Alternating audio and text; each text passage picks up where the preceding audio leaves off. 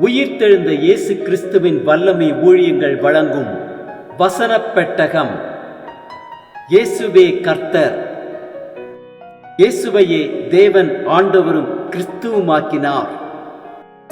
இயேசுவே ராஜாதி ராஜா, கர்த்தாதி கர்த்தா. கிறிஸ்துவே மரித்தோர் மேலும் ஜீவனுள்ளோர் மேலும் ஆண்டவர். கிறிஸ்துவே போதகரும் ஆண்டவருமாயிருக்கிறார். வசனப் பெட்டகத்தின் இன்றைய தின கருப்பொருள் விண்ணப்பம். கர்த்தருக்கு ஸ்தோத்திரம். அவர் என் விண்ணப்பங்களின் சத்தத்தை கேட்டார். விண்ணப்பங்களை குறித்ததான வேத வசனங்களை பார்க்கலாம். ஆதியாகமம் 17:20 வாசிக்கிறோம். இஸ்மவேலுக்காகவும் நீ செய்த விண்ணப்பத்தை கேட்டேன். நான் அவனை ஆசீர்வதித்து அவனை மிகவும் அதிகமாக பலுகவும் பெருகவும் பண்ணுவேன். அவன் 12 பிரபுக்களை பெறுவான். அவனை பெரிய ஜாதியாக்குவேன். எண்ணாகமம் 21:7 வாசிக்கிறோம். அதனால் ஜனங்கள் மோசேயினிடத்தில் போய், நாங்கள் கர்த்தருக்கும் உமக்கும் விரோதமாக பேசினதனால் பாவம் செய்தோம். சர்ப்பங்கள் எங்களை விட்டு நீங்கும்படி கர்த்தரை நோக்கி விண்ணப்பம் பண்ண வேண்டும் என்றார்கள். மோசே ஜனங்களுக்காக விண்ணப்பம் பண்ணினான். உபாகமம் 9:25, 26, 29 வாசிக்கிறோம். கர்த்தர் உங்களை அழிப்பேன் என்று சொன்னபடியினால் நான் முன்போல கர்த்தரின் சமூகத்தில் இரவும் பகலும் 40 நாள் விழுந்து கிடந்தேன். அப்பொழுது நான் கர்த்தரை நோக்கி பண்ணின விண்ணப்பமாவது, கர்த்தராகிய ஆண்டவரே, தேவரீர் உம்முடைய மகத்துவத்தினாலே மீட்டு பலத்த கையினால் எகிப்திலிருந்து கொண்டு வந்த உமது ஜனத்தையும் உமது சுதந்திரத்தையும் அழிக்காதிருப்பீராக. நீர் உமது மகாபலத்தினாலும் ஓங்கிய புயத்தினாலும் புறப்பட பண்ணின இவர்கள் உமது ஜனமும் உமது சுதந்திரமுமாயிருக்கிறார்களே என்று விண்ணப்பம் பண்ணினேன். எஸ்ரா 8:23 வாசிக்கிறோம். அப்படியே நாங்கள் உபவாசம் பண்ணி எங்கள் தேவனிடத்திலே அதை தேடினோம். எங்கள் விண்ணப்பத்தை கேட்டருளினார். சங்கீதம் 32:6 வாசிக்கிறோம். இதற்காக சகாயம் கிடைக்கும் காலத்தில் பக்தி உள்ளவனெனும் உம்மை நோக்கி விண்ணப்பம் செய்வான்.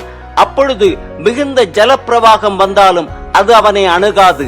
சங்கீதம் 69:33 வாசிக்கிறோம். கர்த்தர் எளியவர்களின் விண்ணப்பத்தை கேட்கிறார். கட்டுண்ட தம்முடையவர்களே அவர் புறக்கணியார். சங்கீதம் 102:16 வாசிக்கிறோம்.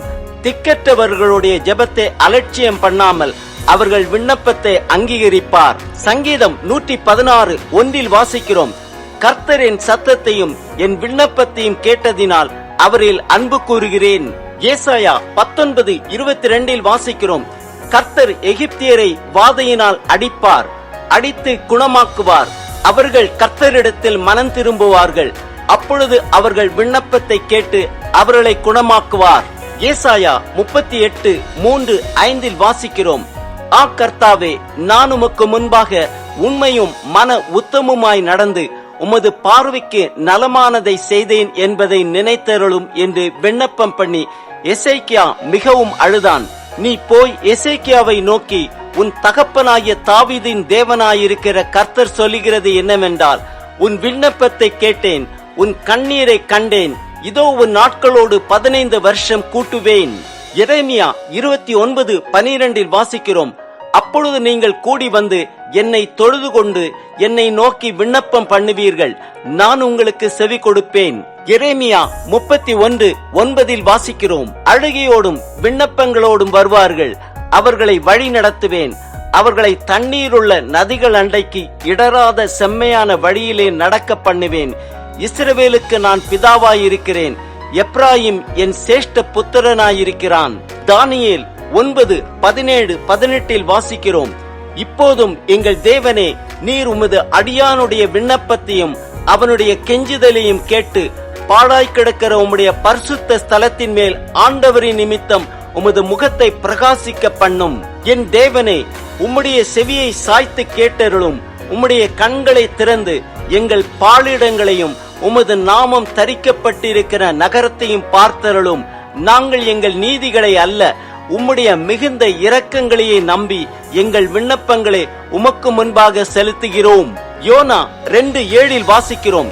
என் ஆத்துமா என்னில் தோய்ந்து போகையில் கர்த்தரை நினைத்தேன். அப்பொழுது என் விண்ணப்பம் உமது பரிசுத்த ஆலயத்திலே உம்மிடத்தில் வந்து சேர்ந்தது.